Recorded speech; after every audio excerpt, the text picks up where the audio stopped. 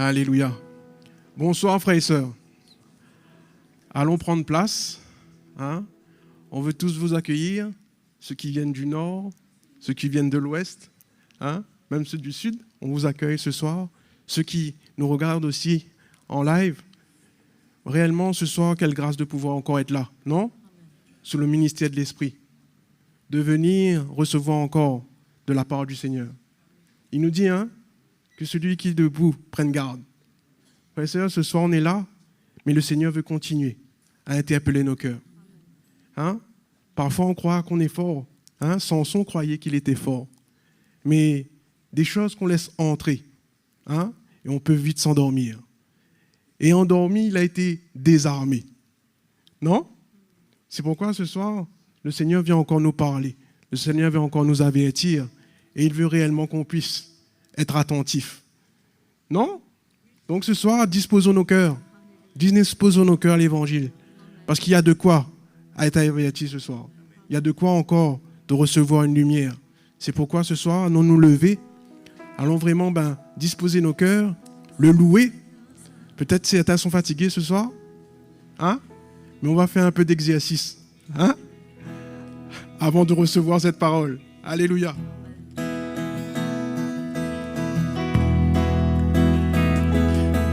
Je me tiens dans ta présence avec ton peuple pour te louer. Et je viens me réjouir en élevant mes mains, ma voix. Je me tiens dans ta présence avec ton peuple pour te louer. Et je viens me réjouir en élevant mes mains, ma voix. Tu m'entoures de ta grâce, mon cœur est plein de chants. Tu es la raison de ma joie. Je me tiens dans ta présence avec ton peuple pour te louer. Et je viens me réjouir en élevant mes mains, ma voix. Je me tiens dans ta présence avec ton peuple pour te louer. Et je viens me réjouir en élevant mes mains, ma voix. Tu m'entoures de ta grâce, mon cœur est plein de chants. Tu es la raison de ma joie. Béni soit le nom du Seigneur. Béni soit le nom du Seigneur. Béni soit le nom du Seigneur, le Très-Haut. Béni soit le nom du Seigneur. Béni soit le nom du Seigneur. Béni soit le nom du Seigneur, le Très-Haut. Le nom du Seigneur est un refuge. Je me réfugie, je suis sauvé. Le nom du Seigneur est un refuge. Je me réfugie, je suis sauvé. Béni soit le nom du Seigneur. Béni soit le nom du Seigneur. Béni soit le nom du Seigneur, le Très-Haut. Béni soit le nom du Seigneur. Béni soit le nom du Seigneur. Béni soit le nom du Seigneur, le Très-Haut. Le nom du Seigneur, est un refuge. Je me réfugie et je suis sauvé. Le nom du Seigneur est un refuge où je me réfugie et je suis sauvé. Oui, il m'a sauvé. Oui, il m'a sauvé. Je me réjouirai car il m'a sauvé, il m'a sauvé. Oui, il m'a sauvé. Oui, il m'a sauvé. Je me réjouirai car il m'a sauvé. Oui, il m'a sauvé. Oui, il m'a sauvé. Oui, il m'a sauvé. Je car il m'a sauvé, il m'a sauvé. Oui, il m'a sauvé. Oui, il m'a sauvé. Je me réjouirai car il m'a sauvé. Oui, j'entrerai par ses portes, le cœur rempli de louanges. J'entrerai dans ses parvis en chantant. Je dirai, c'est la journée que le Seigneur a fait. Je me réjouirai car il m'a sauvé, il m'a sauvé. Oui, il m'a sauvé. Oui, il m'a sauvé. Je me réjouirai car il m'a sauvé, il m'a sauvé. Oui, il m'a sauvé. Oui, il m'a sauvé. Je me réjouirai car il m'a sauvé. Je me réjouirai car il m'a sauvé. Je me réjouirai car il m'a sauvé. Oui, tu nous as sauvés, Seigneur, et nous voulons t'adorer pour tout ce que tu fais, Jésus. Oh, alléluia. Oh, alléluia. Parce qu'il vit, je n'ai rien à craindre. Mes lendemains sont assurés entre ses mains. Il tient ma vie pour ce temps et l'éternité. Je sais qu'il vit, parce qu'il vit, parce qu'il vit. Je n'ai rien à craindre. Mes lendemains sont assurés entre ses mains. Il tient ma vie pour ce temps et l'éternité. Je sais qu'il vit entre ses mains, entre ses mains. Il tient ma vie pour ce temps et l'éternité. Je sais qu'il vit. C'est vrai, tu vis, Seigneur. Tu es vivant, Seigneur Jésus. Venir à toi.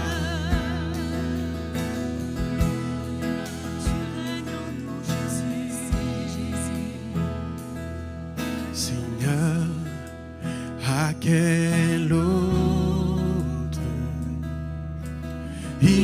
irions-nous qu'à toi? Tu as les paroles de la vie éternelle, et nous avons cru, et nous avons connu que tu es le Christ, le Fils du Dieu vivant. Seigneur,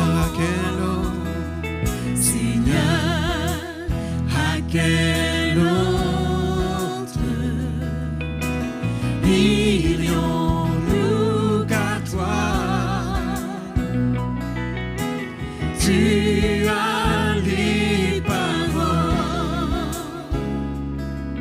de la vie éternelle. Et nous avons cru. Et nous avons connu que tu es le Christ, le Fils du Dieu vivant. Seigneur, à quel autre, Seigneur, À quel autre irons-nous qu'à toi, tu as les paroles de la vie éternelle. Et nous avons cru. Et nous avons connu que tu es le Christ, que tu es le Christ, le Fils du Dieu vivant. et nous avons cru, et nous avons cru, Et nous avons connu que tu es le Christ, que tu es le Christ, le Fils du Dieu, vivant. que tu es le Christ, que tu es le Christ, le Fils du Dieu vivant. Tu es le Christ, le Fils du Dieu vivant, et nous voulons t'adorer, Seigneur, pour tout ce que tu es, pour tout ce que tu fais, Seigneur. Oh, alléluia.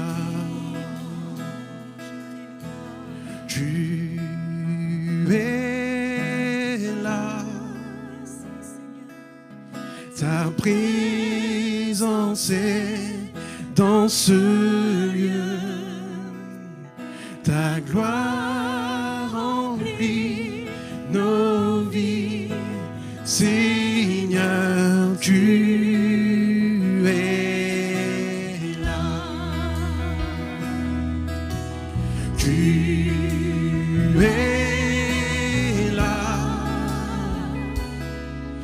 ta présence est dans ce lieu, ta gloire remplit nos vies, Seigneur, tu es là. Tu es là, Seigneur, tu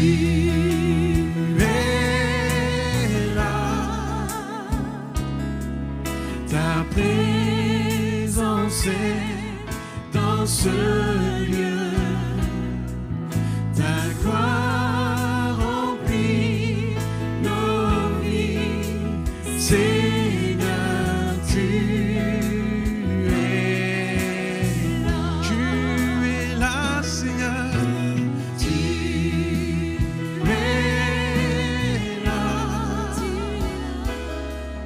Ta présence est dans ce lieu, ta gloire remplit nos vies, Seigneur, tu es là.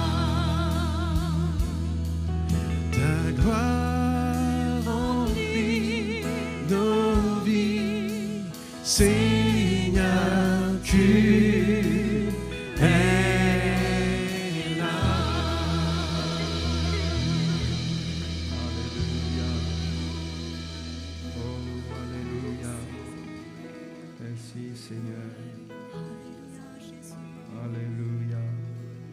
Te rendons gloire, Seigneur. Te louons ce soir. Alléluia, sois béni. Tu es merveilleux, Seigneur. Venons dans ta présence, nous t'adorons, nous te remercions pour tout ce que tu es, ce que tu es devenu pour nous, ce que tu as accompli pour nous sauver, pour nous donner la vie éternelle. Nous te remercions de tout notre cœur, car tu es fidèle, tu nous enseignes, tu nous amènes ta lumière, afin que nous puissions garder les richesses de notre salut, nous préserver dans ce chemin, pour que nous puissions porter du fruit pour ta gloire. Seigneur, nous te remercions, nous sommes ton ouvrage.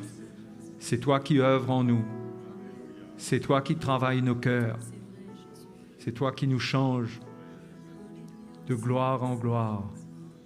Et nous voulons te remercier pour le ministère de l'Esprit, car nous ne pouvons rien par nous-mêmes. Mais nous nous offrons à toi pour que tu accomplisses ton œuvre. Et nous te remercions ce soir. Au nom de Jésus. Amen. Amen. Bonsoir les frères et sœurs. Je voudrais vous partager un sujet ce soir.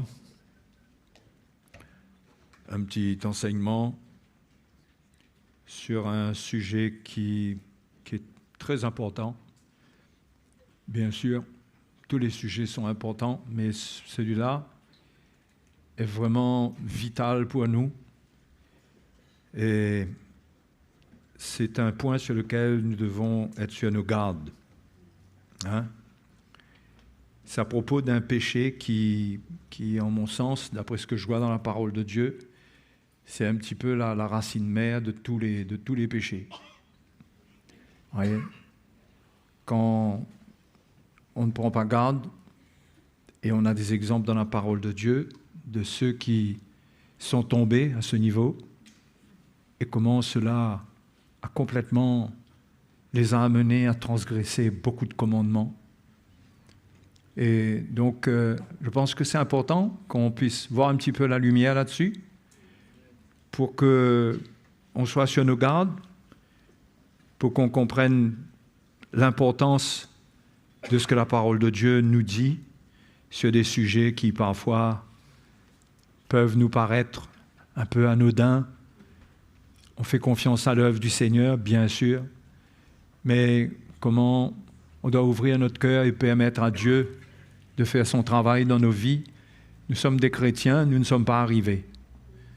Nous sommes sauvés par la justification, mais nous avons encore du chemin à faire pour saisir toute la sécurité, saisir tout le plan de Dieu pour nous qui ne s'arrête pas à notre vie ici-bas. Et en attendant, nous avons un adversaire, le diable, qui cherche à nous arrêter et qui a des moyens dans ce monde pour nous arrêter. Et je voudrais vous parler de la convoitise. La convoitise, c'est un peu le tueur silencieux. La convoitise. C'est le tueur, j'appellerais ça comme ça. Ça agit dans le secret.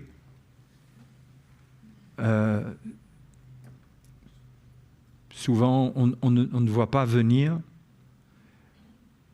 Et c'est très subtil, c'est très sournois. Mais comment, dans le travail pour notre salut, nous devons savoir que le Seigneur nous appelle à nous dépouiller du vieil homme qui vit de la convoitise. C'est au cœur même de l'œuvre de la croix. Dans Éphésiens, chapitre 4, vous allez bien? On ouvre notre cœur à l'Évangile. Le verset 20 nous dit: mais vous,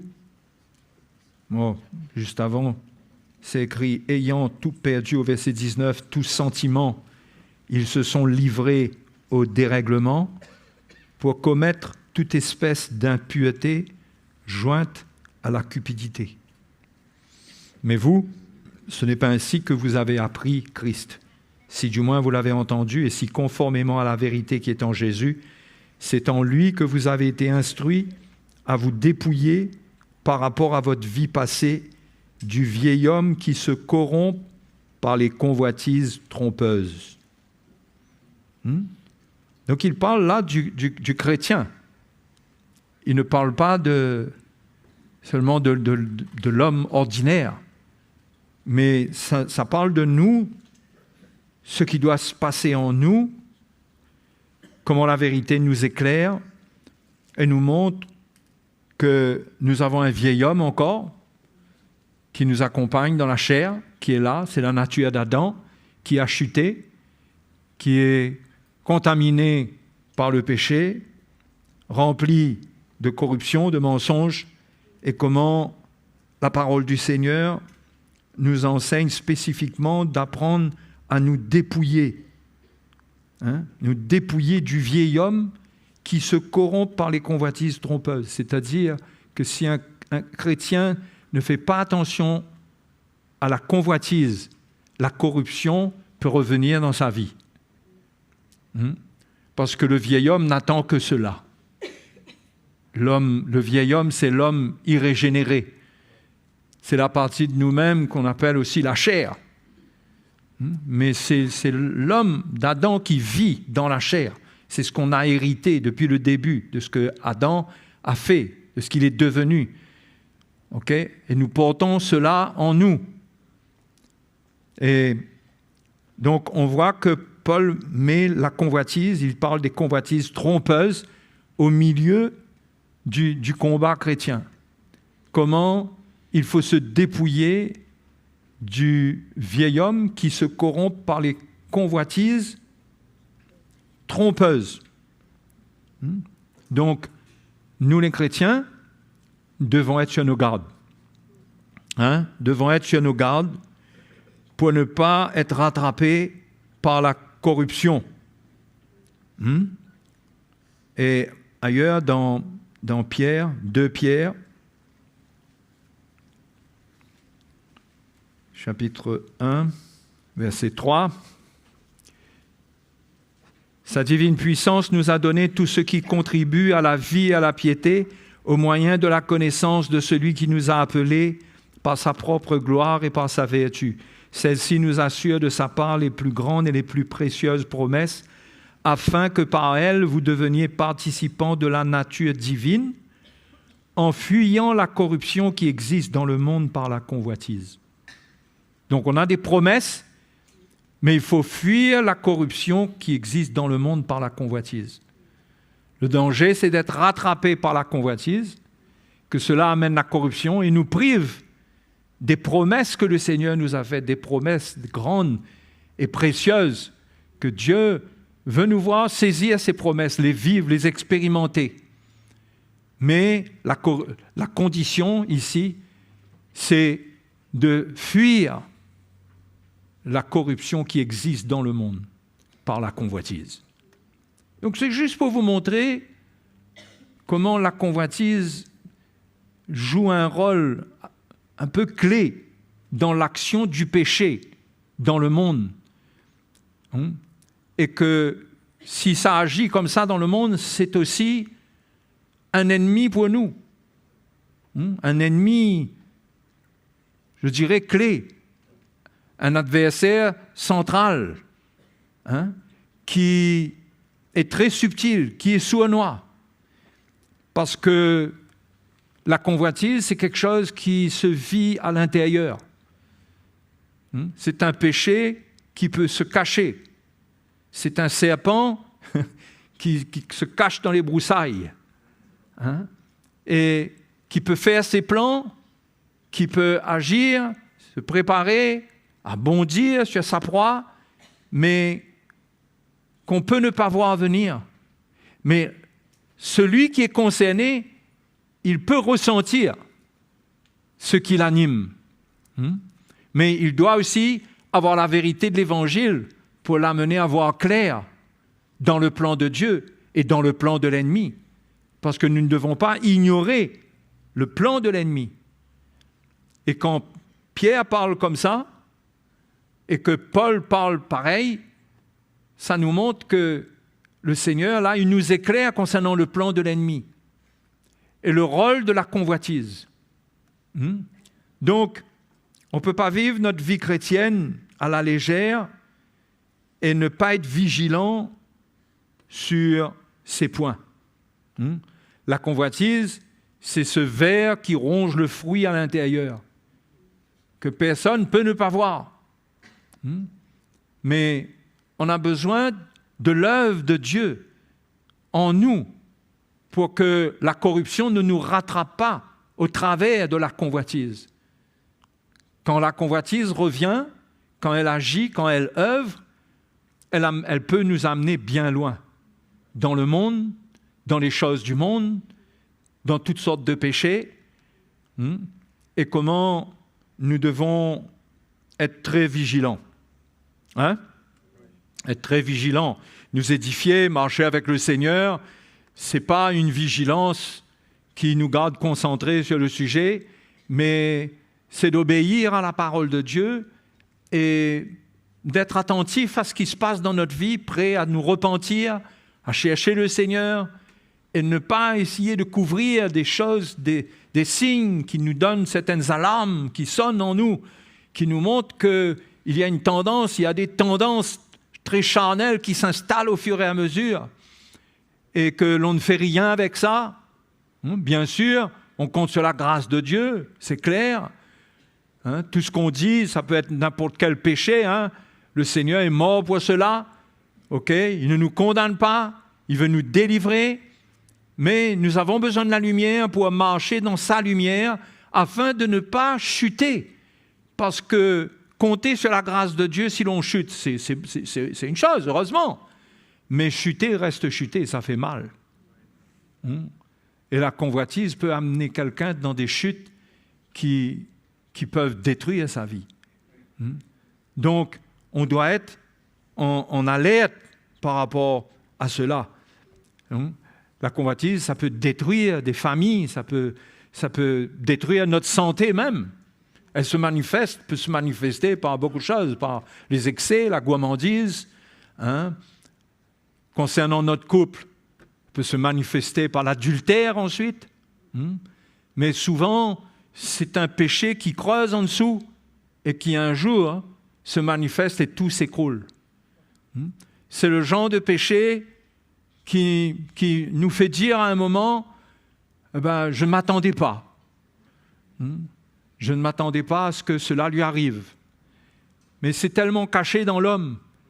Mais chacun de nous, sans nous condamner, mais nous devons ouvrir notre cœur au Seigneur et reconnaître ce qui se passe dans nos vies et demander au Seigneur de nous aider parce que nous avons sa promesse qui ne permettra pas que nous soyons tentés au-delà de nos forces. Mais il va préparer pour nous le moyen d'échapper, d'en sortir. Et Paul dit, Dieu qui est fidèle ne permettra pas que. Donc nous pouvons compter sur la fidélité de Dieu, mais nous avons besoin, Dieu dans sa fidélité nous éclaire aussi. Il nous montre aussi où il y a les pièges. Et c'est aussi comme ça qu'il nous garde.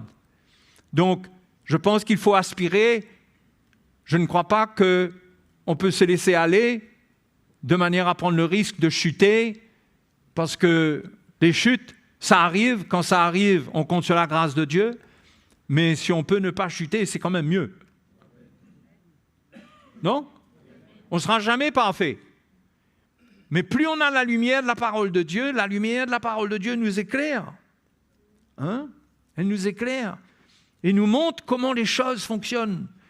Le monde ne sait pas. Mais nous avons la lumière du Seigneur. Nous pouvons comprendre. Et quand on parle de la convoitise, on parle de quelque chose qui a débuté au commencement. C'est l'élément, c'est le premier élément qui a ouvert la porte au péché. Et si on regarde, on peut lire ensemble ce soir encore dans Genèse chapitre 3. Genèse chapitre 3, verset 1. Le serpent était le plus rusé de tous les animaux que l'Éternel Dieu avait fait. Il dit à la femme, « Dieu a-t-il réellement dit, vous ne mangerez pas de tous les arbres du jardin ?»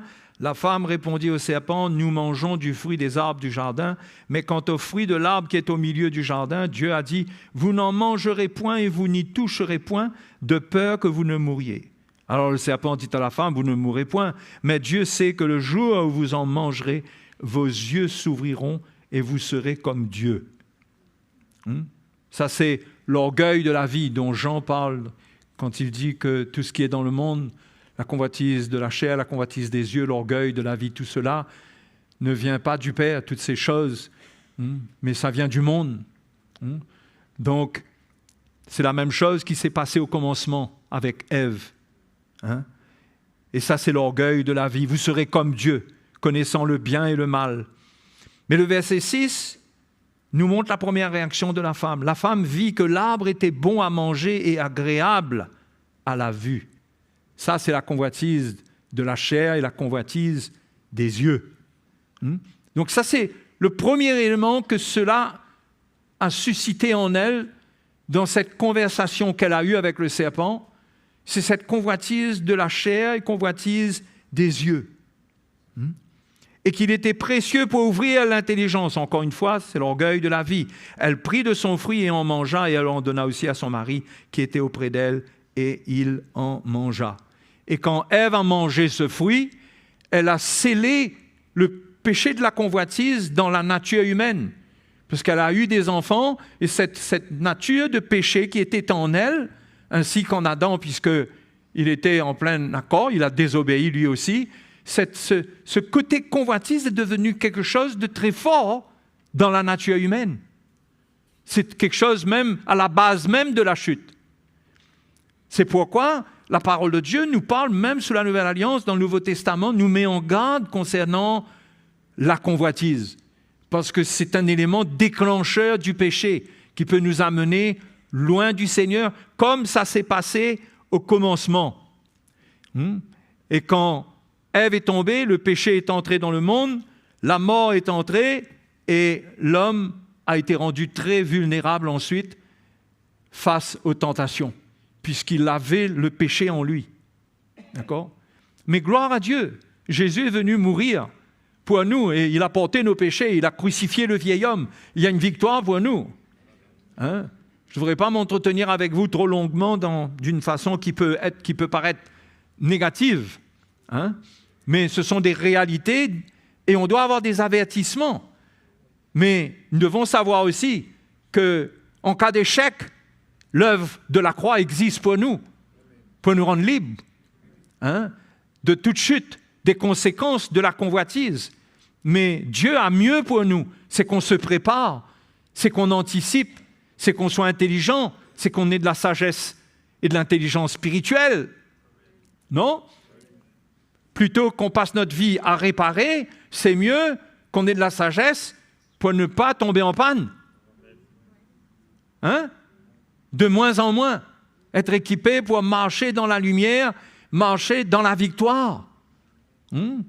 Et cela nous fera gagner du temps dans notre course, parce que c'est vrai que nous ne pouvons pas être parfaits, nous chutons, nous bronchons tantôt d'une manière, tantôt d'une autre, mais il faut un perfectionnement.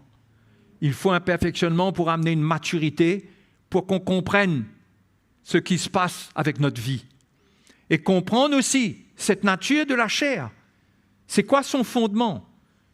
C'est quoi le fondement du vieil homme ? Il y a l'orgueil de la vie. Les choses qui sont dans le monde, le diable a investi les choses qui sont dans le monde, qui, au fait, il a investi sa propre nature, son propre caractère dans le monde. Vous êtes conscient de ça ? Parce que la Bible nous dit dans Jean, 1 Jean chapitre 3, verset 8, nous dit que celui qui pratique le péché est du diable. Vous voulez lire avec moi ? Pas de problème, je vous laisse tourner les pages de la Bible. Celui qui pratique le péché est du diable. Pas celui qui tombe. On ne parle pas d'un enfant de Dieu à qui cela peut arriver qu'il chute. On parle de celui qui vit dans le péché. que c'est sa vie, c'est son pain. D'accord? C'est comme ça, il se nourrit de ça, il vit comme ça. C'est sa vie. Celui qui pratique le péché est du diable, car le diable pêche dès le commencement. La bonne nouvelle, c'est le Fils de Dieu apparu afin de détruire les œuvres du diable. Mais Jean dit que le diable pêche dès le commencement. Et si vous allez lire dans Ésaïe chapitre 14, vous verrez que ce passage d'Ésaïe chapitre 14 au verset 13, ça nous parle de Satan, de sa chute, de ses motivations qui l'ont amené à chuter. Qu'est-ce qu'il transportait? Il transportait un orgueil. Ésaïe 14, 13 nous dit « Tu disais en ton cœur, je monterai au ciel, j'élèverai mon trône au-dessus des étoiles de Dieu. Je m'assiérai sur la montagne de l'assemblée à l'extrémité du septentrion. Je monterai sur les sommets des nues, je serai semblable au Très-Haut. » Ça, c'est le diable au commencement. Quand Jean dit que le diable pêche dès le commencement, c'est comme ça que ça a commencé. Par un orgueil, il a voulu être l'égal de Dieu. Et il a convoité le trône de Dieu. Il a convoité la place de Dieu. C'est pourquoi ce qui se passe sur la terre, dans le monde, la manière dont le péché règne, a beaucoup à voir avec ce qui existe comme système que l'ennemi même a inventé. Ce monde, dont il dit à Jésus, il dit, si tu te procèdes, il dit, regarde toute cette gloire, parce que c'est lui qui avait mis sur pied tout le système du monde. Et la manière dont le monde évolue, ça n'enlève pas ce que je viens de vous dire. Il y a toujours la convoitise de la chair, la convoitise des yeux, l'orgueil de la vie. C'est des éléments de base qui sont là. Pourquoi? Parce que ce sont des choses que c'est le prince de ce monde qui règne sur le monde. C'est lui qui influence le monde et qui amène cela, qui établit le monde d'une telle manière que les hommes vivent de convoitise et de l'orgueil. Donc ça, c'est la vie sur la terre. Mais nous, les chrétiens, nous ne vivons pas au ciel. Nous vivons sur la terre. C'est pourquoi nous devons faire attention à ne pas nous soumettre à nouveau, parce que nous avons été délivrés des ténèbres, de la puissance de l'ennemi, nous avons été transportés dans le royaume de Dieu, cela s'est passé dans notre cœur, mais physiquement nous sommes encore sur la terre, nos yeux peuvent voir des choses, notre chair peut encore ressentir des choses qui sont du monde, l'orgueil peut encore venir en nous, à cause des choses qui sont dans le monde, qui sont là, et qui sont faites pour garder l'homme dans cet état de péché par la convoitise, dans cet état de corruption par la convoitise. Vous voyez? Donc nous, les chrétiens, nous devons faire attention. Comment nous vivons notre vie dans le monde? Comment nous considérons le monde autour de nous? Comment nous vivons notre vie? Est-ce que c'est la même vie que le monde? Quelle communion nous avons avec l'esprit du monde? Est-ce que tout nous paraît normal dans ce que le monde vit, ou bien nous ressentons que nous sommes séparés, nous sommes dans la lumière, et que les choses du monde nous sont étrangères? Nous n'avons plus la vie du monde en nous, nous avons la vie du Seigneur. C'est ça un chrétien. Donc, il nous faut faire attention à être séduits à nouveau, à laisser l'ennemi nous convaincre en nous disant « Mais Dieu a-t-il réellement dit? Dieu a-t-il réellement dit ça? Dieu a-t-il réellement dit ceci ou cela ?»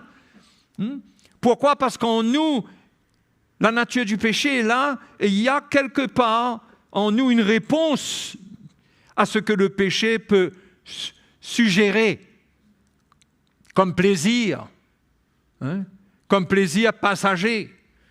Il y a quelque chose en nous qui peut répondre. Et comment nous devons être vigilants? Et bien sûr, c'est la croix de Jésus, c'est la victoire de la croix de Christ qui nous rend libres, qui va nous rendre capables. C'est l'Esprit de Dieu qui vit en nous, qui peut nous accorder la grâce de résister à l'ennemi, de résister comme Jésus a résisté dans le jardin, pas dans le jardin, dans le désert. Et donc, cette convoitise, si on va lire dans Jacques chapitre 1, verset 13, on va voir que Jacques parle de la convoitise, mais comme quelque chose qui nous est propre. On a notre propre convoitise. Et c'est ça qui nous fait pécher. Nous avons déjà un élément de convoitise en nous, dans la chair. Depuis que la race humaine est tombée et que le péché de convoitise est entré, on a maintenant, non seulement la convoitise existe dans le monde, mais dans la chair, il y a cet élément de convoitise pour rejoindre la convoitise qui est dans le monde, ce qui amènera le péché. Est-ce que vous avez compris ça là? C'est en nous. Et Jacques dit, chapitre 1, verset 13, que personne, lorsqu'il est tenté, ne dise « c'est Dieu qui me tente », car Dieu ne peut être tenté par le mal et il ne tente lui-même personne. Mais chacun est tenté quand il est attiré et amorcé par sa propre convoitise. Vous voyez?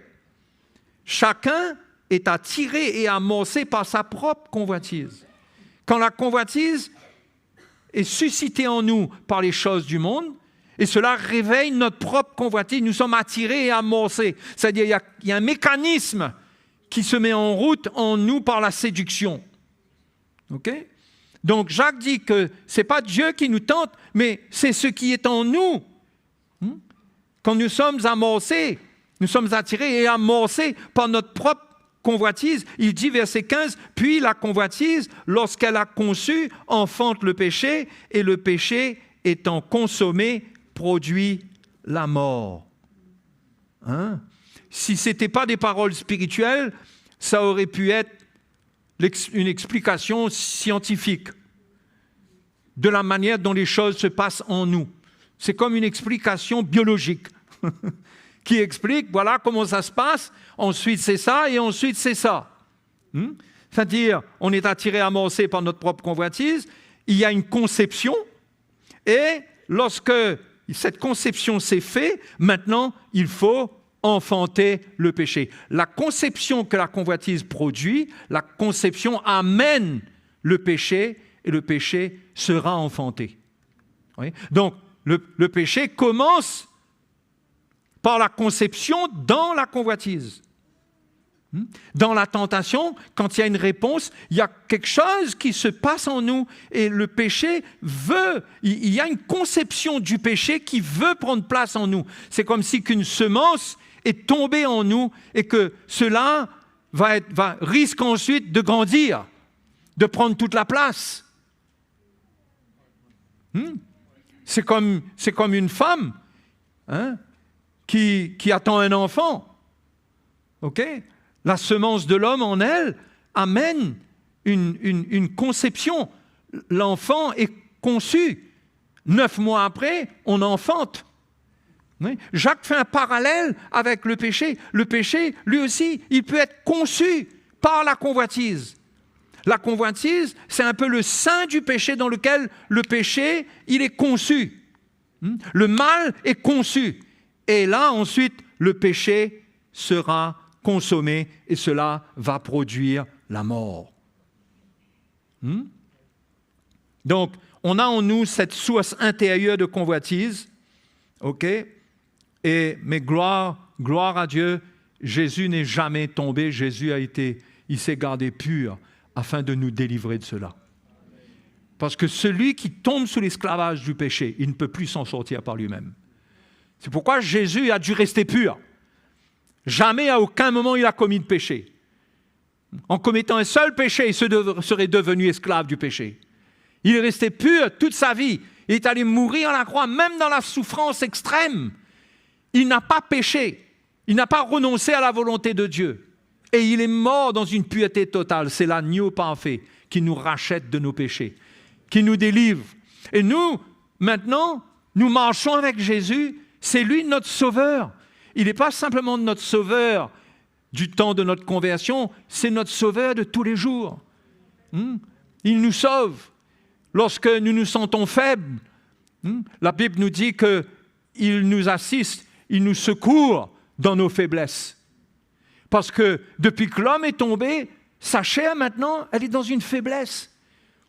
Aucun homme n'arrive plus maintenant par lui-même à vivre une vie sans péché. Parce que l'esclavage du péché est quelque chose de réel dans l'humanité. Personne ne peut sortir de là. Mais Jésus n'a jamais péché afin de nous tirer de cette prison-là. Alléluia. Et si on va lire dans Hébreux chapitre 4, verset 15, on va voir l'encouragement que l'Épître aux Hébreux nous donne.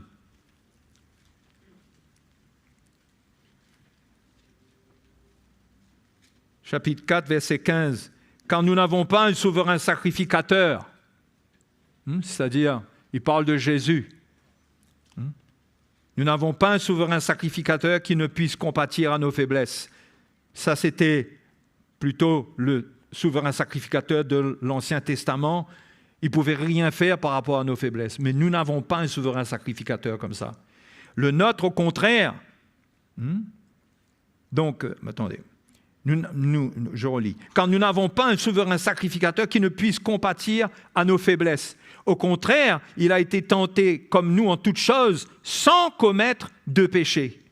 Approchons-nous donc avec assurance du trône de la grâce, afin d'obtenir miséricorde et de trouver grâce pour être secourus dans nos besoins. » Donc nous avons depuis que le péché est entré dans l'humanité, la chair est faible.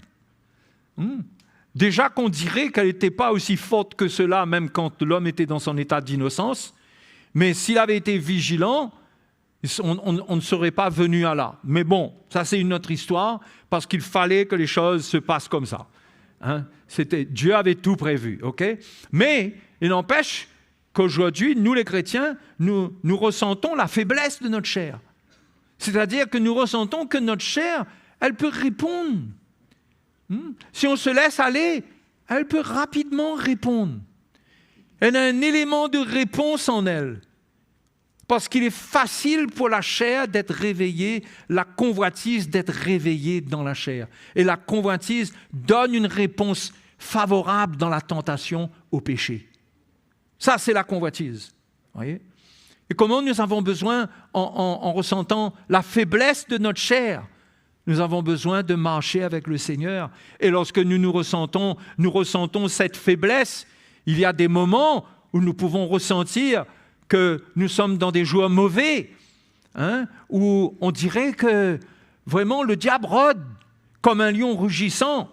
Il cherche qui dévorer. Il y a des moments où on dirait que nous faisons face à plein de circonstances. Notre chair est particulièrement fragile et nous ressentons que nous sommes très sensibles dans la tentation pour répondre au péché si nous ne veillons pas sur nous-mêmes. Et dans ces moments-là, il ne faut pas rester léger, mais il faut s'approcher du Seigneur, du souverain sacrificateur qui a tout accompli pour nous rendre libres, pour nous secourir dans nos faiblesses. C'est ce que la parole du Seigneur dit ici, n'est-ce pas? Donc, c'est très important pour nous de comprendre cet aspect de la convoitise qui existe dans la chair et qui peut facilement être réveillée.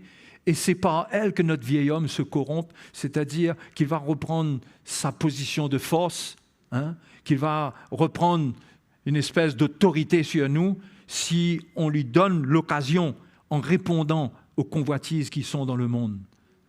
C'est pourquoi Jean met en garde concernant les choses qui sont dans le monde. Nous ne devons pas voir et croire que tout il est beau dans le monde.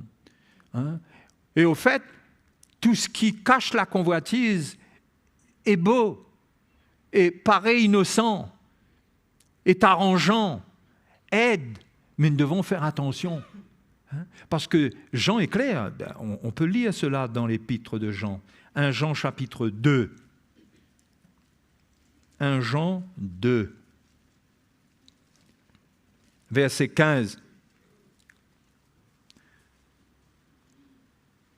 Jean dit, « N'aimez point le monde, ni les choses qui sont dans le monde.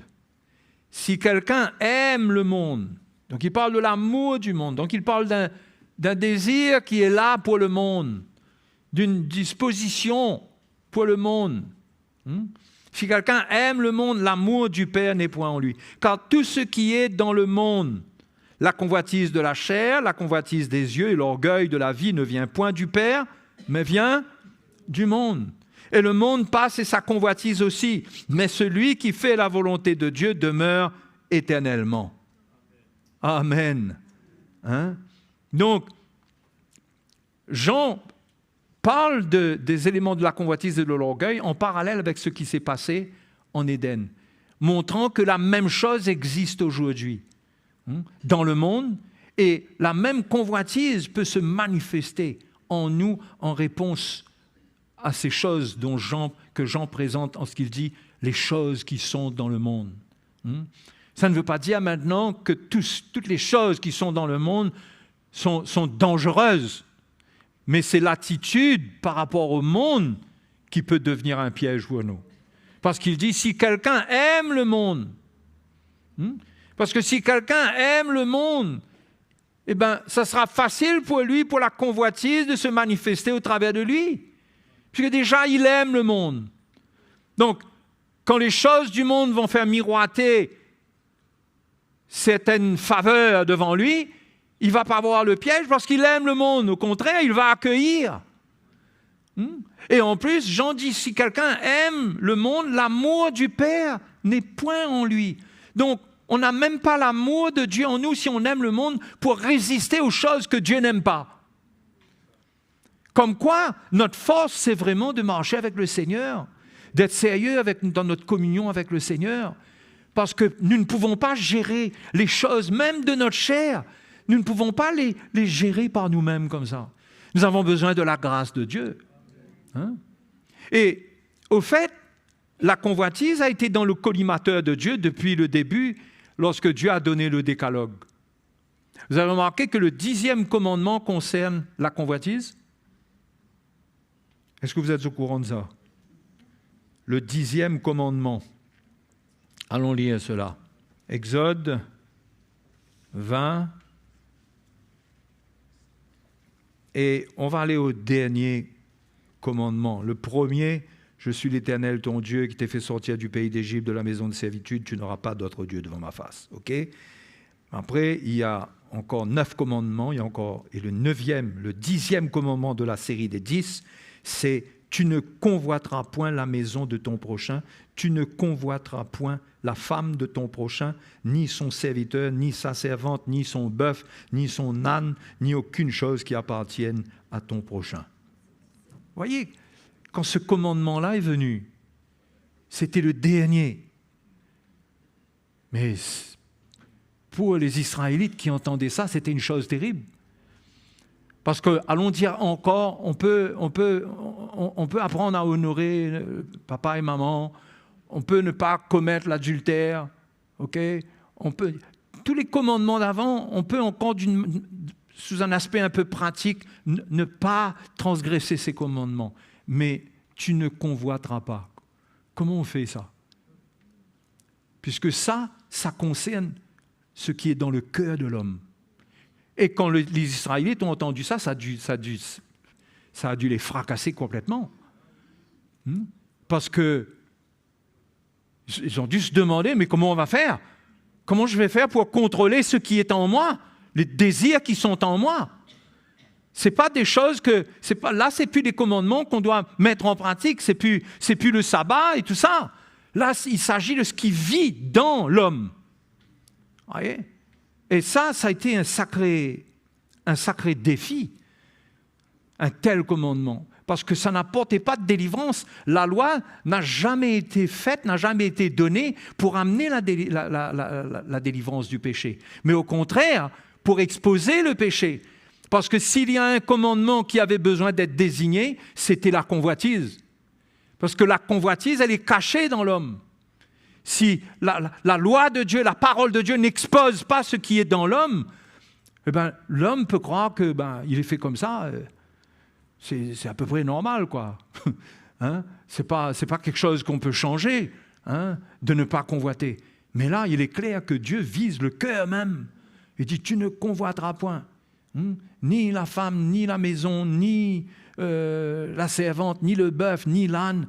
Donc là, il fallait que l'homme par lui-même, il arrive à se contrôler pour ne pas convoiter. Il s'agissait même plus de choses qu'il ne fallait pas qu'il fasse.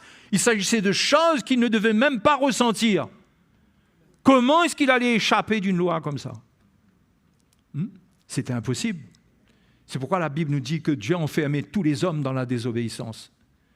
C'était impossible pour l'homme d'obéir à cette loi. Parce que l'homme est prisonnier de cette convoitise, c'est en lui. Ça, c'est quand Jésus est venu, par sa mort sur la croix. Il a détruit, il a crucifié le vieil homme. Le vieil homme porte cette convoitise. Il a crucifié ce vieil homme. C'est cette crucifixion du vieil homme qui nous donne la victoire sur la convoitise. Mais les Juifs n'avaient pas la victoire de la croix.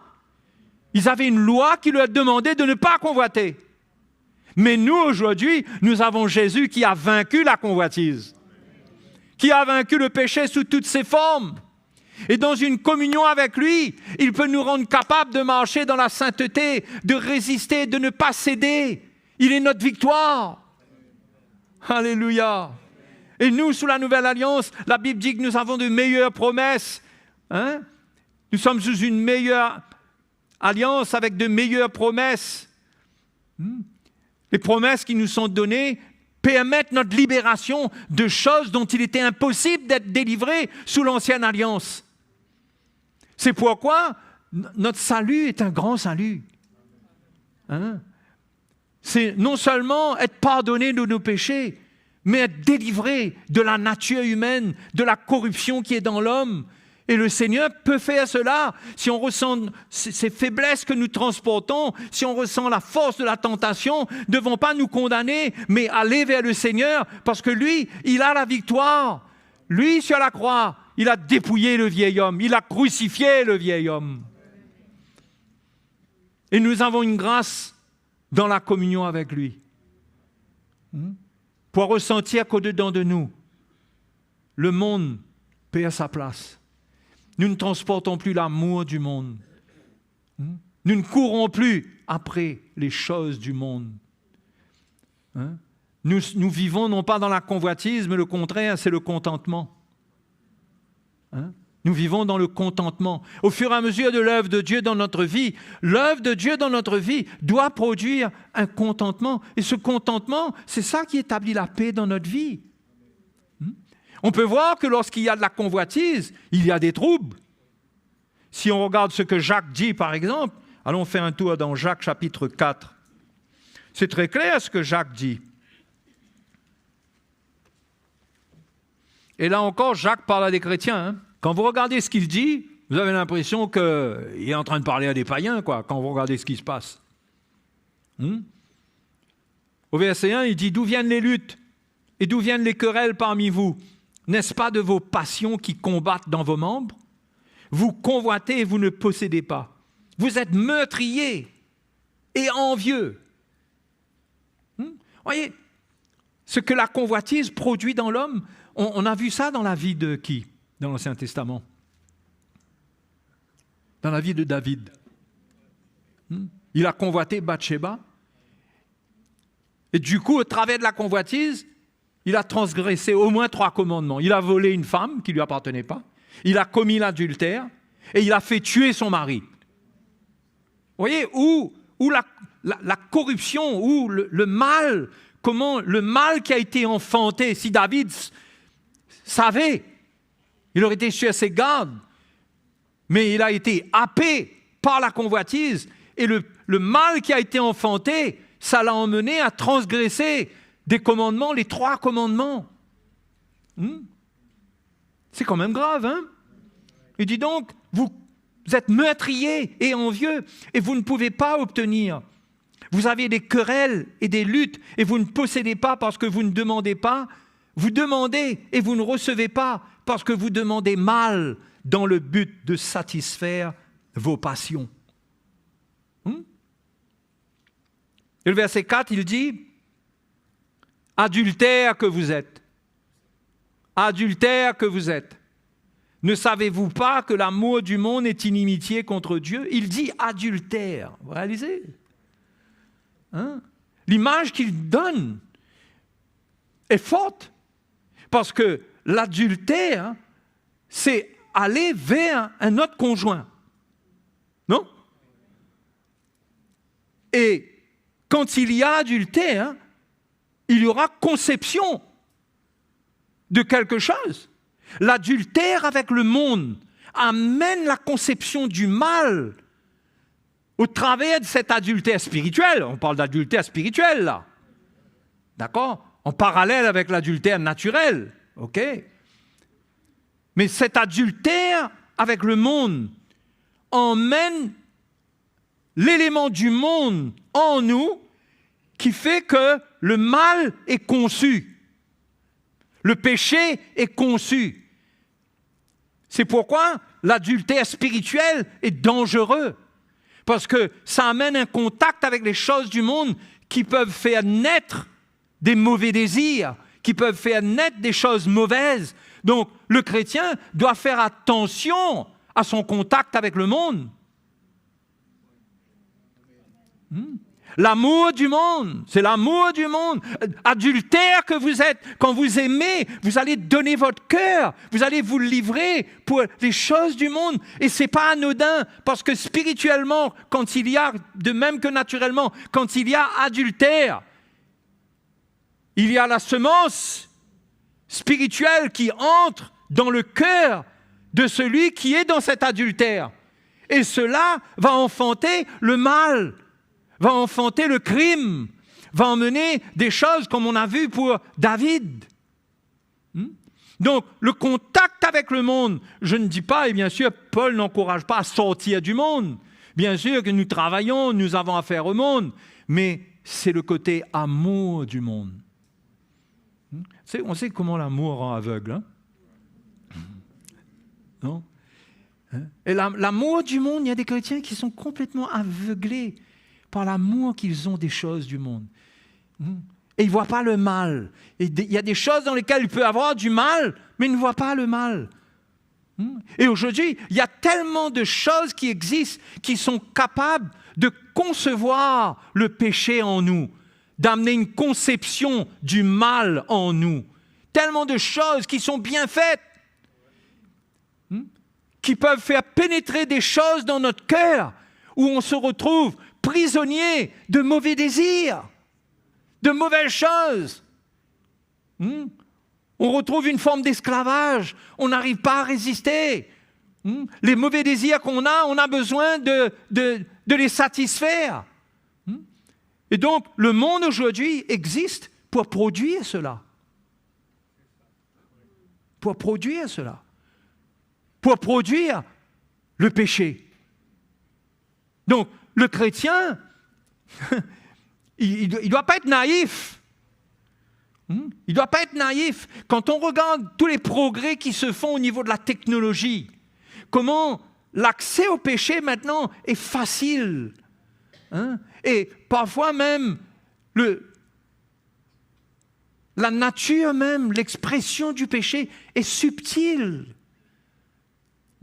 Dans des films, dans des choses qui sont présentées, et comme si que, en aimant cela, nous venons en communion avec ces choses, et nous ne réalisons pas, nous exposons notre âme, nous exposons notre cœur dans une communion avec le monde, nous risquons l'acte d'adultère spirituel, où quelque chose rentre dans notre cœur, et nous nous retrouvons avec des mauvais désirs, avec des envies qui ne viennent pas de Dieu, où nous aurons besoin d'aller satisfaire ces envies, d'aller courir après les choses du monde. Parce que les choses du monde, quand ça se passe, elles deviennent addictives. On n'arrive plus à s'en passer. Quand l'esclavage du monde prend quelqu'un dans son cœur et qu'au travers de cela, il y a un ensemencement de son cœur de la part de l'ennemi, des choses qui sont mauvaises, il devient esclave, il va être quelque part, il va porter cela en lui. Mais bien sûr, gloire au Seigneur, encore une fois, Jésus est notre libérateur. Jésus est notre libérateur. Mais attention, parce que parfois, la conception du mal ira jusqu'à ce qu'on commette le mal lui-même, jusqu'à ce que ça sorte de nous. Ça peut amener des situations, des circonstances dangereuses. Donc, nous devons prendre la parole de Dieu très au sérieux. Non? très au sérieux. Parce que le Seigneur sait comment les choses se trament dans les ténèbres. Il sait, lui. Peut-être que nous ne réalisons pas, nous sommes un peu naïfs comme Ève, nous sommes en discussion avec le serpent qui nous fait une démonstration là, et nous croyons que là, nous écoutons et c'est pas grave. Mais la conception du péché par la convoitise s'est faite en elle. Et elle n'a pas pu résister. Elle a pris le fruit, elle a mangé. Voyez? Donc, comment est-ce que le chrétien va échapper à cela? Il faut qu'on marche selon l'Esprit, qu'on prenne la parole de Dieu au sérieux, qu'on obéisse au Saint-Esprit, qu'on fasse attention aux signaux que nous donne le Saint-Esprit et qu'on comprenne, qu'on condamne les œuvres des ténèbres. Il y a des choses qui sont ténébreuses avec lesquelles nous ne devrions avoir aucun rapport, aucune communion. Nous devrions être zélés et nous séparer du mal totalement parce que nous ne savons pas comment est-ce que ça peut prendre notre vie. Nous ne devons pas jouer avec le feu.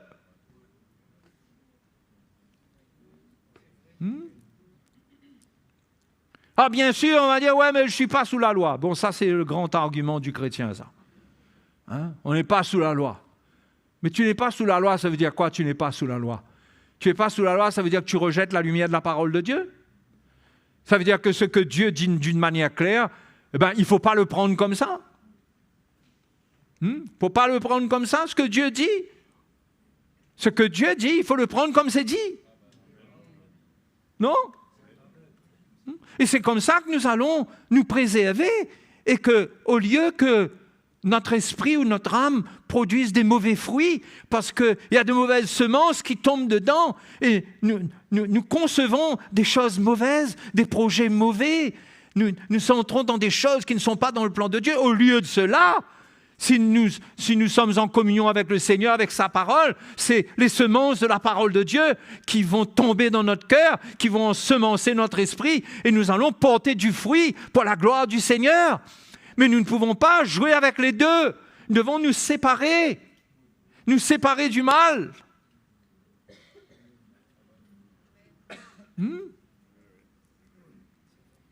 Alors bien sûr, quand je dis cela, ça ne vient pas toucher à notre liberté. Nous restons libres de faire ce que nous voulons. Nous restons libres.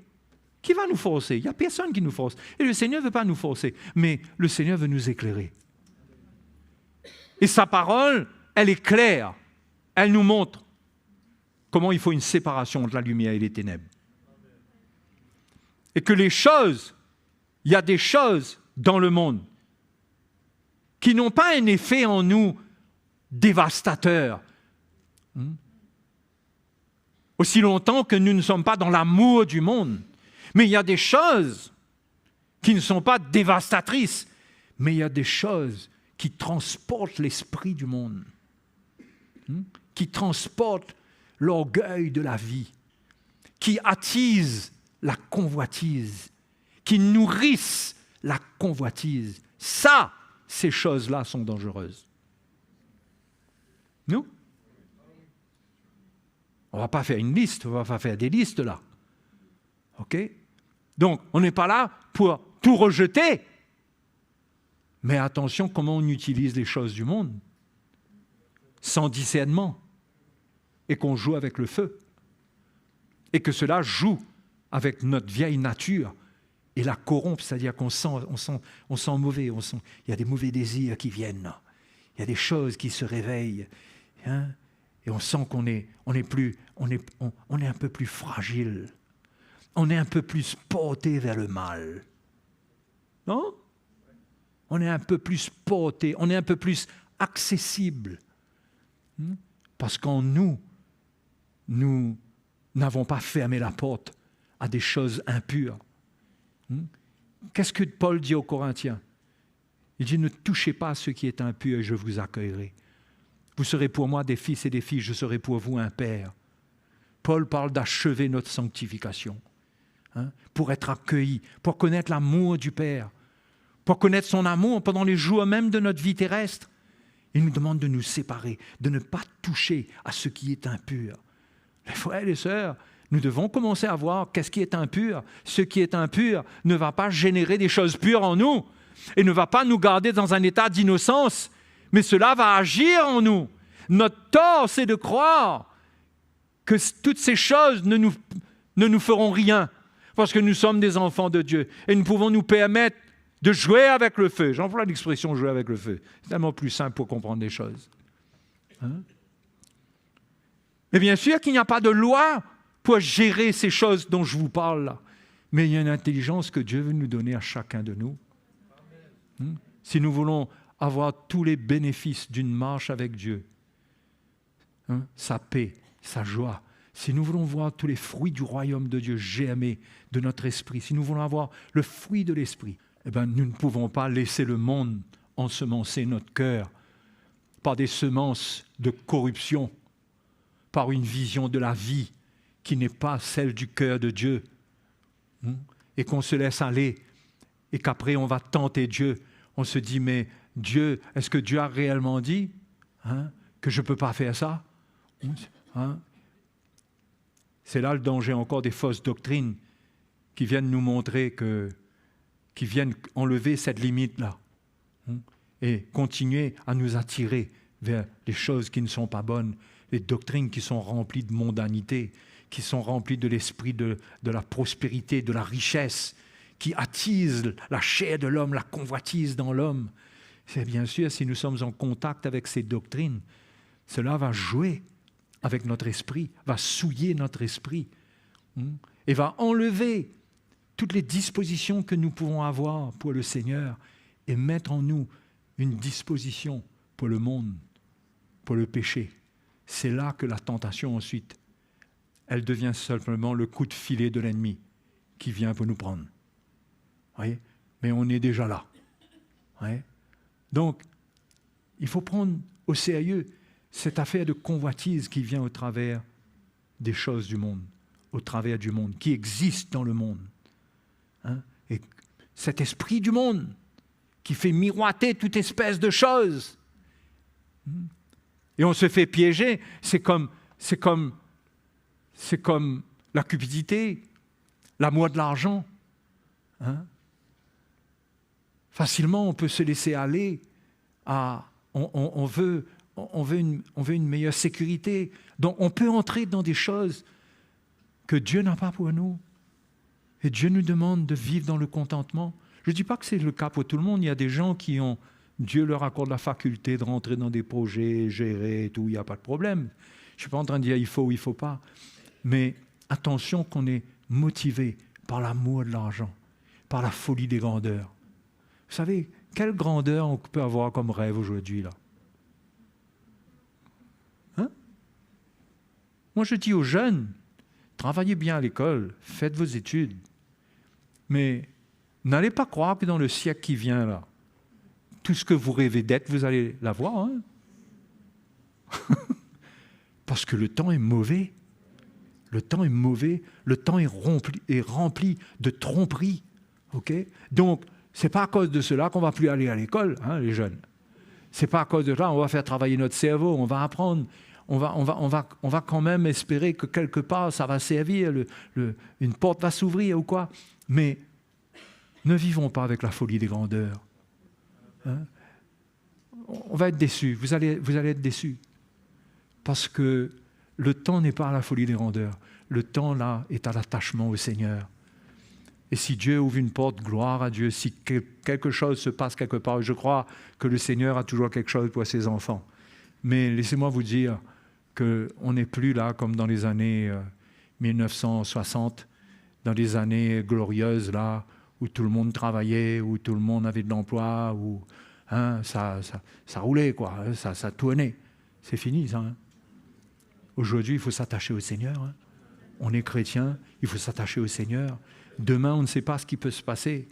Il peut se passer qu'à La Réunion, si on a un petit bout de terrain, enfin, là, je vais... Presque je sors du sujet, mais pas tant que ça. Mais peut-être si on a un petit bout de terrain, peut-être ça va nous rendre service à l'avenir. Un petit poulailler, 2-3 œufs, un peu de salade, un peu de brinjelle, Peut-être que le Seigneur va nous ramener en Éden pour cultiver le jardin et garder le jardin. Mais ce que je veux dire, ne nous faisons pas d'illusions. Préparons-nous. Préparons-nous pour des temps difficiles. Faisons de notre mieux, mais faisons confiance au Seigneur. Mais n'allons pas essayer de croquer la lune avec les dents. Ne nous laissons pas aller dans des rêveries qui vont nous décevoir, mais profitons de la compréhension que nous avons de la marche avec le Seigneur pour vivre dans le contentement, pour apprendre à nous contenter de peu. Si le Seigneur peut nous donner plus, gloire à Dieu. OK? Mais ne laissons pas l'esprit du monde venir faire naître en nous des idées grandioses, les grandes folies. OK? Si c'est le Seigneur qui ouvre une porte, c'est autre chose. Mais ne laissons pas l'esprit du monde nous prendre et détruire notre vie. Parce que nous visons des choses que Dieu n'a pas pour nous. Vivons dans le contentement. Qui dit amen à ça?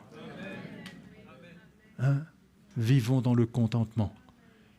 Comme ça, demain, si on est éprouvé, on ne va pas être déçu, on ne va pas être détruit. On ne va pas se poser 1000 questions, mais on va dire, ça c'est normal. C'est normal. Le monde s'écroule, mais moi j'appartiens au Seigneur. Le Seigneur prendra soin de moi. Alléluia. Donc, ne laissons pas la convoitise triompher dans nos vies. Ne laissons pas la convoitise susciter des mauvais désirs. Mais revenons à la simplicité de la relation avec le Seigneur, où il a dit que c'est lui qui va prendre soin de nous.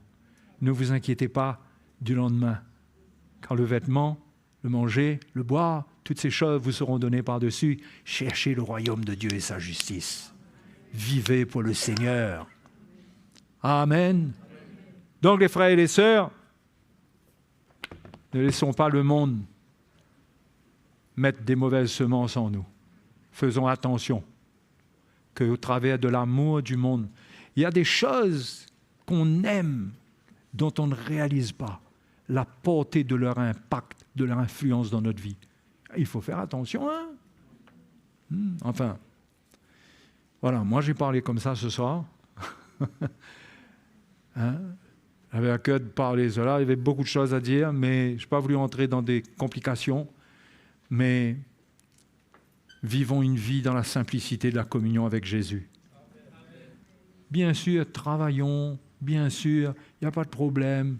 On se prépare, il y a des portes, il y a ceci, il y a cela. Mais ne soyons pas naïfs. Nous vivons dans un temps où le monde va être secoué. Et préparons-nous plus pour la secousse que pour la belle vie.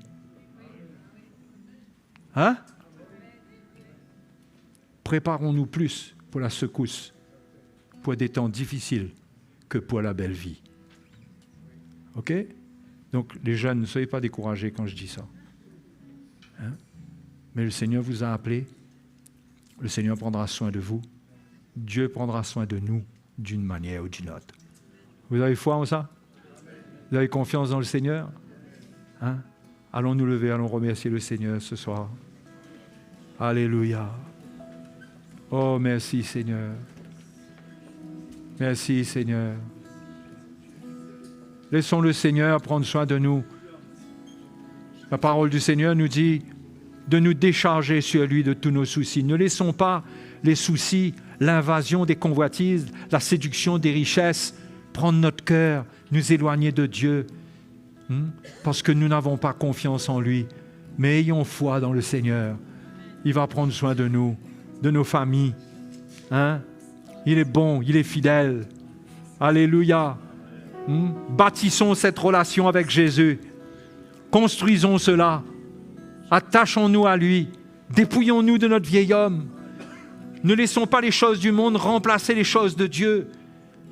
Jetons les choses du monde qu'il faut jeter dehors s'il le faut. Mais qu'elles ne prennent pas les choses de Dieu, les choses précieuses du Seigneur.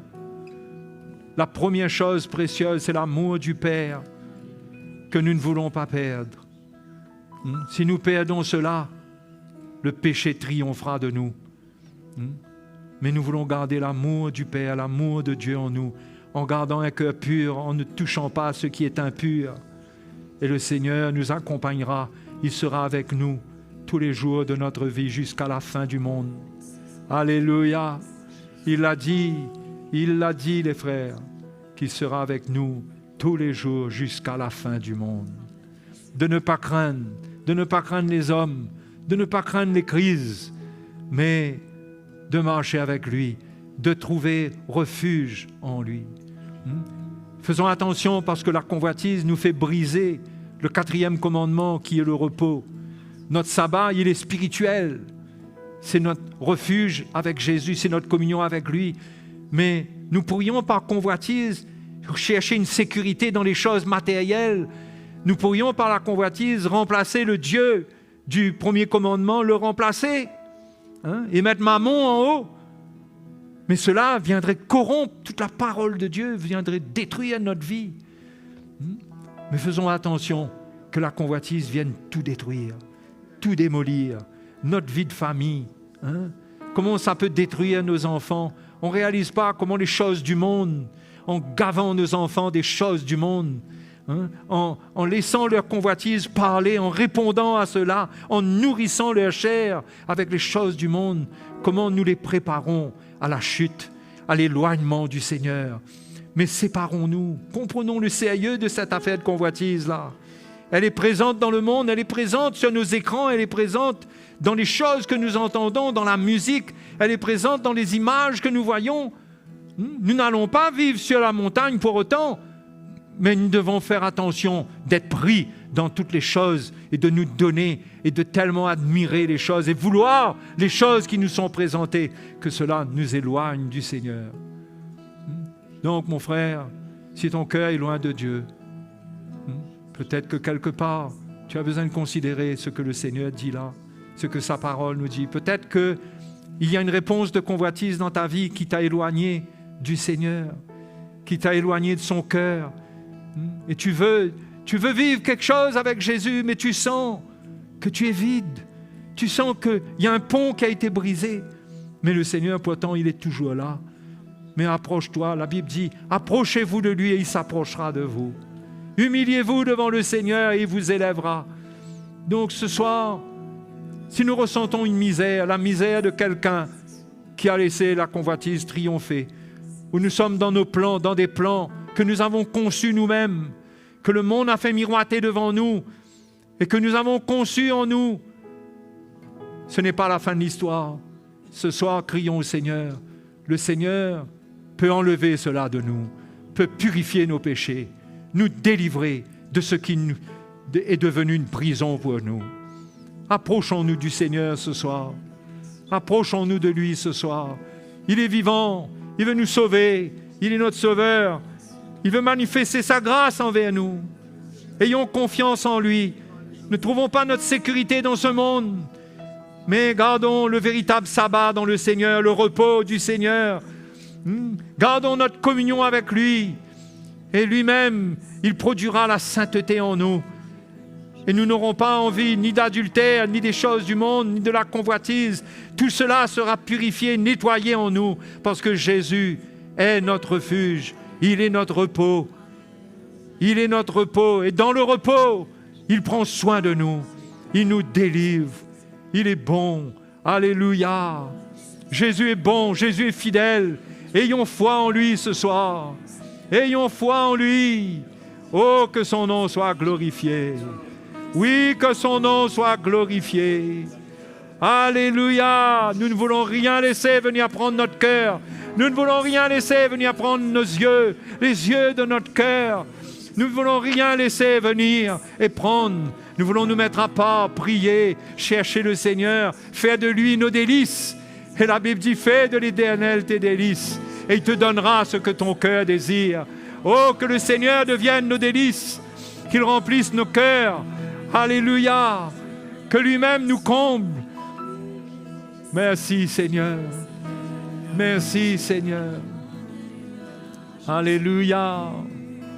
Jésus, nous t'adorons. Jésus, nous t'adorons. Oh, alléluia. Merci Seigneur, merci. Merci Seigneur, encourage les frères et sœurs. Merci Seigneur, rends libre, enlève le goût des choses du monde. Oh Seigneur, désamorce la convoitise dans les cœurs. Oh, que personne, Seigneur, que tout soit libéré de cet intéressement pour les choses du monde, pour les choses impures. Oh, mais Seigneur, que les yeux des cœurs se tournent vers toi. Seigneur, merci Seigneur. Je prie pour nous tous, je prie pour tous ceux qui sont sur Internet. Je prie pour tous ceux qui sont interpellés par ta parole, qui sont interpellés par la lumière de ton évangile.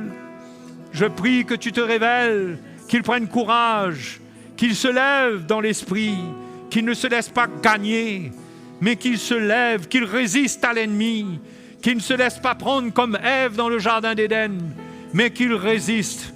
Ô notre Dieu, nous te louons, nous t'adorons.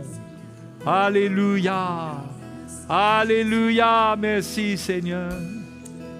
Merci Seigneur, merci Seigneur. Alléluia, notre foi est en Jésus. Notre confiance est en lui, pas en nous. Sans lui, nous ne pouvons rien faire. Sans lui, nous serions esclaves. Mais il est avec nous. Il est avec nous. Adorons-le. Alléluia. Merci Seigneur. Merci Seigneur, merci. Alléluia. Nous t'adorons, nous t'adorons. Oh, nous t'adorons. Alléluia. La Bible nous dit que ceux qui veulent s'enrichir tombent dans le piège, dans des désirs insensés. Ils tombent dans la ruine, ceux qui veulent s'enrichir. C'est-à-dire ceux qui se disposent pour posséder les choses du monde, ceux qui désirent, qui aiment les choses du monde. Ils tombent dans le piège. La parole de Dieu est claire. Séparons-nous, enlevons de nous des mauvais désirs. Laissons Dieu prendre soin de nous. Alléluia, il va nous conduire. Alléluia. Mais prenons la parole du Seigneur. La moindre parole du Seigneur est sérieuse. Elle est sérieuse. Elle est sérieuse. Merci Seigneur. Alléluia. Jésus est fidèle. Il est là pour chacun de nous. Il est là pour chacun de nous. Alléluia. Il est là pour chacun de nous. Son esprit veut se manifester en chacun de nous. Venons à lui ce soir. Approchons-nous de ce souverain sacrificateur qui compatit à nos faiblesses et qui peut nous secourir dans nos temps de besoin. Jésus, alléluia, Jésus, Jésus, entends les prières, entends les cœurs ce soir. Seigneur, répands ton esprit, par ton esprit, que la sanctification augmente, que les désirs pour te servir deviennent forts, que nous soyons saisis. Seigneur, ne nous laisse pas comme nous sommes aujourd'hui, mais saisis notre cœur. Fais-nous vivre pour toi. Nous voulons vivre pour toi. Nous sommes faibles, mais nous voulons vivre pour toi. Nous ressentons le monde qui vient avec force, les choses du monde. Mais Seigneur, tu les as vaincues toutes. Tu as dit toi-même de prendre courage parce que tu as vaincu le monde. Oh Dieu, anime-nous de la victoire qui est en toi. Alléluia, anime-nous de la victoire qui est en toi. Oui, nous te cherchons, nous voulons être fortifiés par toi. Sois glorifié, sois glorifié. Alléluia, allons adorer le Seigneur. Allons adorer Jésus. Alléluia.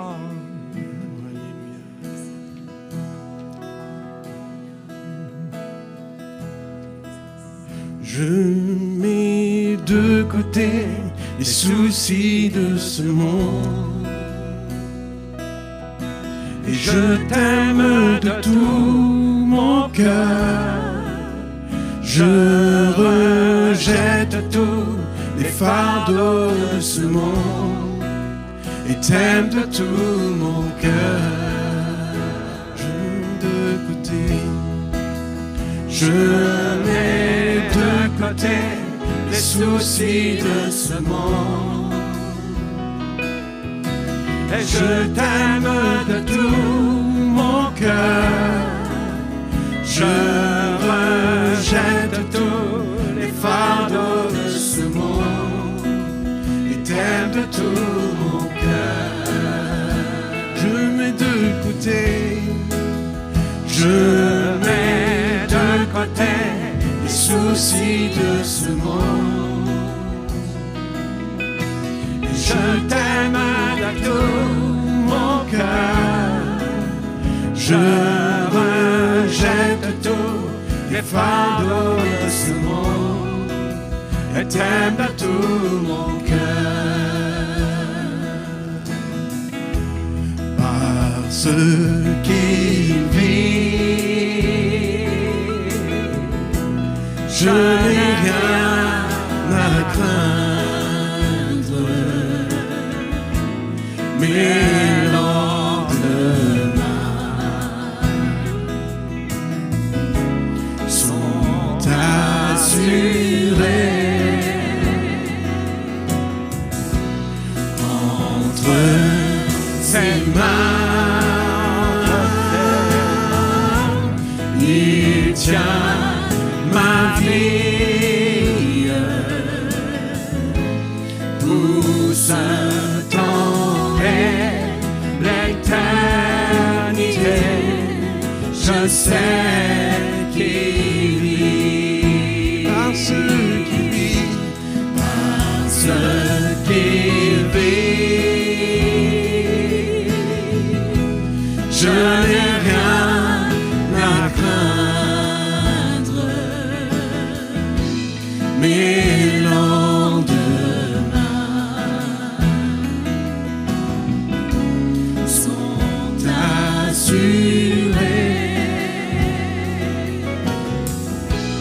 entre ses mains.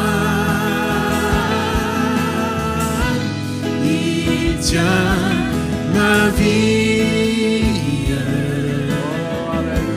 pour ce temps et l'éternité.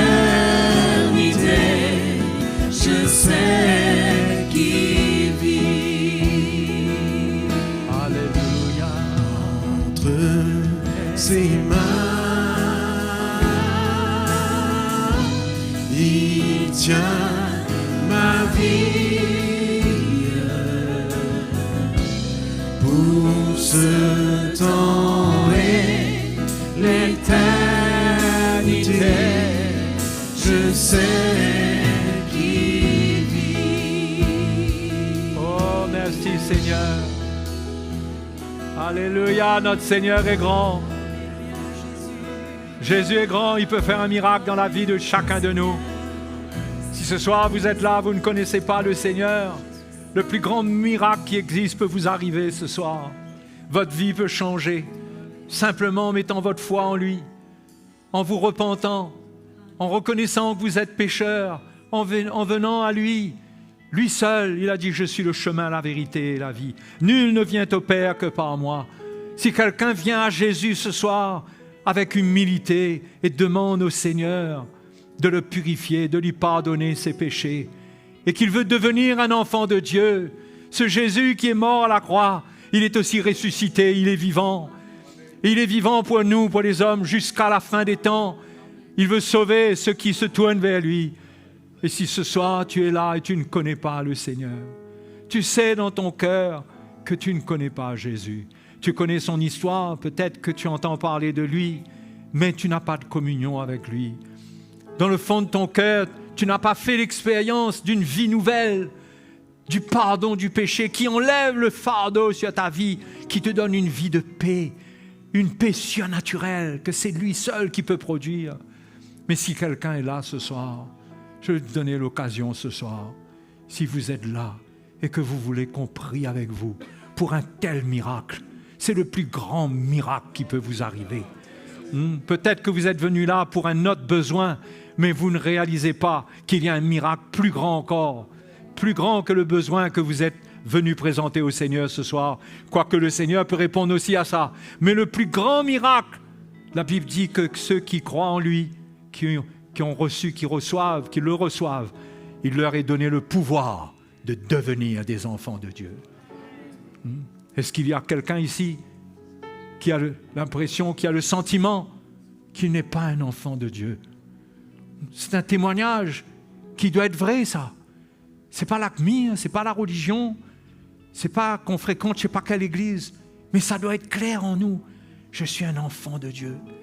Si vous n'avez pas ce témoignage par l'Esprit, et vous ressentez que vous êtes coupé, vous êtes vide, vous êtes complètement séparé de lui. Mais ce soir, quelle occasion, n'hésitez pas, venez devant, je vais prier pour vous, pour un miracle. N'hésitez pas. Si vous êtes là ce soir, que vous ne connaissez pas le Seigneur, si vous connaissez Jésus, pas de problème. Mais moi, je ne veux pas prendre le risque ce soir que quelqu'un sorte d'ici et que cette chance, cette occasion, ce privilège ne lui soit pas donné de rencontrer Jésus. Pas juste d'entendre un message, mais de rencontrer Jésus.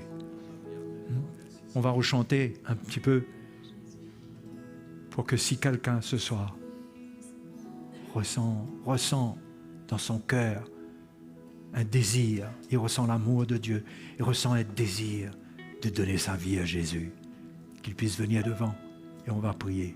N'ayez pas peur, n'ayez pas honte. On est tous passés par là un jour ou l'autre. Ce soir, c'est votre tour. N'ayez pas honte. Alléluia. Ce qu'il vit, je n'ai rien à craindre, mais lendemain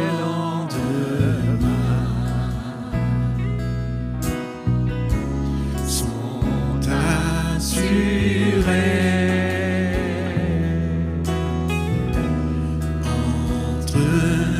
Ses mains, il tient ma vie pour ce temps et l'éternité.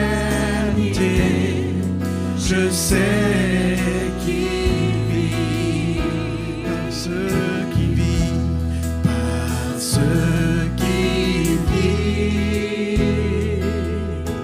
Je n'ai rien Oh, à merveilleux craindre, Seigneur. Merci Seigneur. mais Oh oui. lendemain sont assurés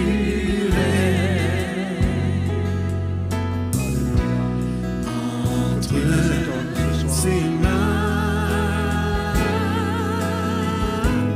Il tient ma vie pour ce temps et l'éternité. Je sais qu'il vit, règne en moi, Seigneur souverain, règne en moi. Règne en moi, Seigneur souverain, règne en moi, règne en moi, règne en moi, Seigneur souverain, règne en moi, règne en moi. Seigneur souverain, règne en moi, captive mon cœur, captive mon cœur, que ton règne vienne, établira ton trône, que ta volonté soit faite. Règne en moi, Seigneur, règne en moi, Seigneur souverain, règne en moi,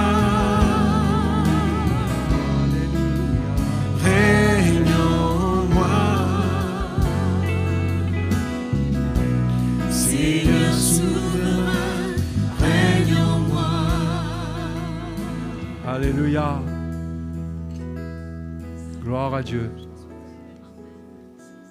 Il y avait un homme qui s'appelait Nicodème. C'est l'homme à qui Jésus a parlé de la nouvelle naissance. Le premier juif qui a entendu parler de la nouvelle naissance. La Bible dit qu'il vint de nuit auprès de Jésus. Il n'a pas osé. Il avait honte ou il avait peur des Juifs, par crainte des Juifs. Il est venu la nuit. Si ce soir vous avez été gêné, ce n'est pas perdu. Vous pouvez venir à la fin de cette réunion. Et on pourra prier pour vous.